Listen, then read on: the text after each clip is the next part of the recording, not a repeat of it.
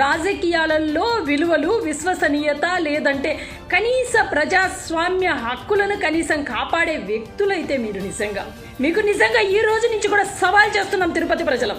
మీకు దమ్ము ధైర్యం ఉంటే మీ మోడీ గారు మొట్టమొదట చెప్పాల్సిన ప్రశ్న ఏంటంటే, మీ మోడీ గారు ఈ భారతదేశంలో అందరికీ ప్రధానమంత్రిగా ఉన్నాడా, లేకపోతే హిందువులకు మాత్రమే ప్రధానమంత్రిగా ఉన్నాడా?